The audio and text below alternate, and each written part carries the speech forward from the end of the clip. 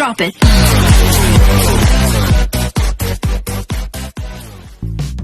Good day mga ka-sports natin dyan. PLDT High Speed Hitter versus Chocomucho Flying Titans. Update nga tayo sa kanilang laban.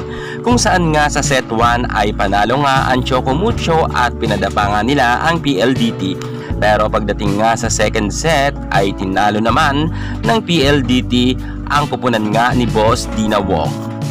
At pagdating naman mga ka-sports natin dyan sa third set sa kanilang ang labanan ay hindi talaga nagpadaig ang PLDT, bagamat sa unang part ng kanilang laban sa third set ay dikit nga ang laban, subalit nga nababasa na talaga ng PLDT ang mga set nga ni Boss D, kung kaya nga nakakapag floor defense nga ng maayos at nakaka-block ng maayos ang PLDT. Gayunpaman mga ka-sports, lumaban naman ang Chocomucho dahil meron silang si Rondina.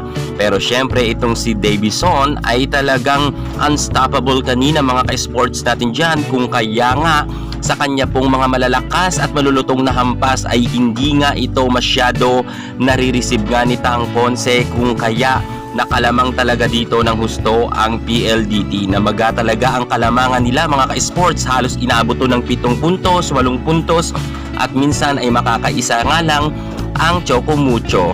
Samantalang inilabas na nga si Kat Tolentino at ipinasok nga si Caitlin Biray. Pero mga ka-sports natin dyan, hindi man umubra si Caitlin Biray, masasabi natin na nakapagpuntos siya ng 3 points para medyo makadikit lang sila sa PLDT. Pero hindi na talaga kinaya ng Chocomucho at nalungkot talaga mga ka-sports natin dyan ang mga fans nga ni Boss D, sapagkat kitang-kita natin na talagang nag-iba ang mga galawan nga ng Chocomucho team at kitang-kita rin natin na mukhang hindi nga sila ginanahan sa third set at halos talagang walang lumulusot na bola sa kanila. Dahil nga yan mga ka-sports natin dyan, matindi nga ang ipinakitang kumpiyansa ng PLDT. Ang opensa at depensa ay nariyan, maging itong si Davison at itong ang si Erica Santos ay talagang nakipagpukpukan.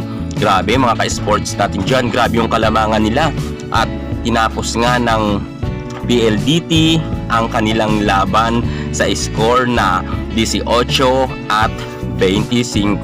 7 nga ang kalamangan ng PLDT. Sadyang ginalingan talaga ng PLDT mga ka-sports. Syempre, alam natin na hindi niya papayag si Rondina at babawi yan sa next set. Titingnan natin sa fourth set kung sino naman ang magwawagi.